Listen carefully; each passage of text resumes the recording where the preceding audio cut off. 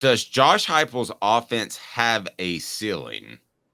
Because I thought about it a lot last night, and I've got to take. I don't think we're going to see things the same way, but that's not bad. And you have an argument that Josh Heupel's offense can get basically much better. Is that where we are, Caleb? Yes. Okay, how? Why? How would you make that argument? Because they were one of the best in the nation last year. So this is the old gimmick or not offense that we used to talk about with Mike Leach and Steve Spurrier's Fun and Gun and things like that. The question with Josh Heupel is it a gimmick in the sense of when they run up against teams with elite cornerbacks, it with the right defense, it doesn't matter what the talent is, they're going to lose. And that's the argument that when Tennessee ran up against Georgia last year, was this offense gets exposed when it runs up against a defense as good as Georgia's. I think it has another level. And the reason I think it has another layer is I think they lost to Georgia last year, not because the offense is a gimmick. They lost to Georgia because they didn't have the talent to compete with Georgia's corners one-on-one on the outside. I mean, it was purely that simple. And I think if you get more speed at receiver, Cedric Tillman was playing with a hurt ankle. It was raining. Jalen Hyatt is a straight line speed guy, but not quick off the jump. Let's also give Georgia fans some credit. There were pre-snap penalties because they got challenged about not being loud, and I think they deserve some credit, Georgia's fans. But I'm with you with everything you say. Go right ahead. Yeah, and so the reason I bring all of that up is that Josh Heupel, I think if he got more talent at the receiver spots and even in the offensive line, not to knock the offensive line, it's a good offensive line, but it's not Alabama 2012 offensive line. I mean, we're not talking that. If he got those things, he would be able to run more on Georgia, and the receivers would actually be able to win those matchups one-on-one. And Tennessee's still not there. I mean, these were guys. I like Cedric Tillman. I like Jalen Hyatt. They weren't 5-star receivers. They were 4-star caliber receivers. Tillman was listed as a 2-star, but we know he was 4-star talent. And so we haven't seen what he could do with 5-star talent at receiver yet, with a Mike Matthews who's coming in next year. I think Squirrel White is 5-star caliber, even though he was a 4-star. I think Dante Thornton is going to be 5-star caliber, even though he was a 4-star. Once you get those players, those matchups, all of a sudden, Tennessee can win with Georgia. It changes the whole complexion of the game at that point. So that's why I don't think it has a ceiling. Okay. Tracy Morgan, what do you say? That's crazy. It was the number one offense in the nation. Travis says, I don't think they can score 100. No, they can't. It was the number one offense in the nation. Plus, we're seeing... How many did they score against Georgia? Okay, I know. But we're seeing Darnell Wright, but scoring-wise per game, it was the number one in the nation. So we're seeing Darnell Wright have a great camp. We're seeing Jalen Hyatt seemingly make plays every day. So... no, I think that they had upper echelon talent last year. I think that offensively. And I think we didn't know it, but now, and you and I were both kind of on the Jalen Hyatt was a product of the system thing, right? Yes. Okay.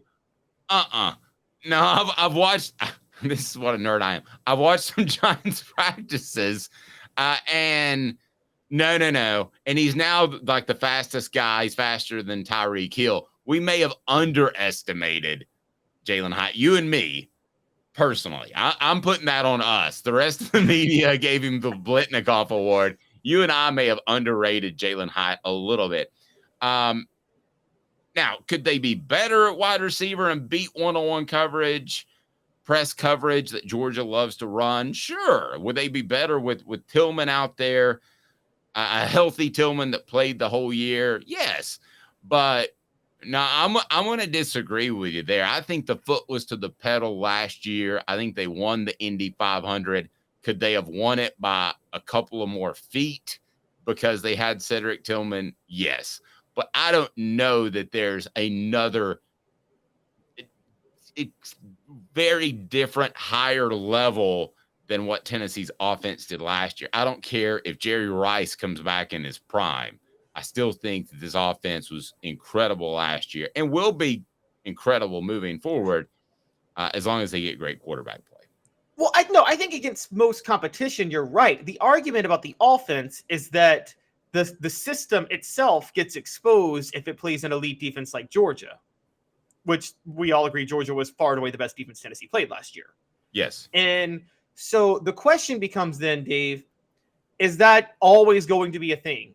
Is that always going to be a thing where the offense hits a brick wall when it plays a defense as good as Georgia's? At which point that would mean the offense is a gimmick. Well, you're talking about a generational type of defense in Georgia, though. I mean, because even Ohio State was able to score how many points against Georgia? It was what, 40, 30? but don't you think that was one of the cases where Georgia last year overlooked opponents? I mean, they did that.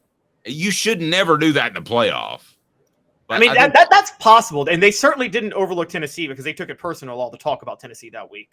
But I'm bringing that up because, like, if Tennessee was where it needed to be talent-wise and they could still only muster 13 points against Georgia, and the touchdown was a meaningless touchdown and a field goal came off a turnover, well, so really they only mustered 3 points.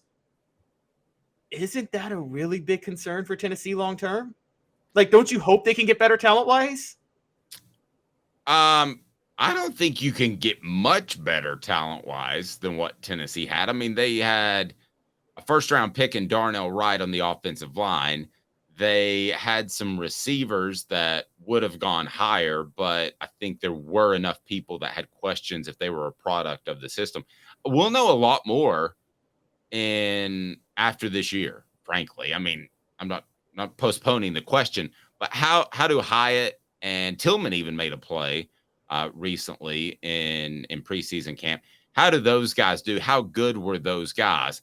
There have been a lot of players over the years that I thought were just okay. That turns out that they were a little bit better than I thought. So, and we'll know a lot more when they plug in new players. But here's the other thing: whether or not you're right or I'm right or we're both wrong, it doesn't appear as if Tennessee is going to have any dip in talent, especially at the skill positions. I'm a little concerned about the 2024 offensive line. I've said that before, without Cooper Mays and the guys that they lose. But you got Dante Thornton signing up.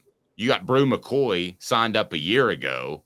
I mean, are they ever going to have a dip in talent at the skill position? So even if you're right or you're wrong, they still should be pretty darn good, right? I mean, they're bad year's a B better at the skill positions. Yeah, a bad year's a B+ on offense, right? That's a bad year. Right. The question becomes, and you're right, the offensive line is the issue. I like Javonte Spraggins. I liked Jerome Carvin last year, though. Let's talk about the guard play, because that's, as we know, Heupel's offense needs the run game to go. Don't we think that Tennessee could get? Don't we think there are better guards you could get than those two? Like they're not on the level of Georgia's guards or Alabama's interior line. Now Cooper Mays is, but not the guards. Oh, I agree. I agree they could get better there. Yeah, and if they had Alabama style guards last year going up against Georgia, they might win that game because they could run the ball more. No, that's fair. But I don't think that across the board it was an appreciable difference. I think that they were very talented on offense. I think you would agree with that, right? I mean, we could. Yes, I think they were very talented. I just think there was another. I think here's the question: against Georgia, were they held to 13 points because Heupel's scheme is a gimmick, or were they held to 13 points just because they just didn't match up talent-wise? I don't think they matched up talent-wise on the outside at corner and receiver. And then I think when Hendon Hooker went down, that was the heart and soul of that team, and they were done. Well, that was South Carolina. Oh, I thought you said South Carolina. Georgia. Did they not match up against Georgia because of lack of talent, or because Heupel's scheme is a gimmick?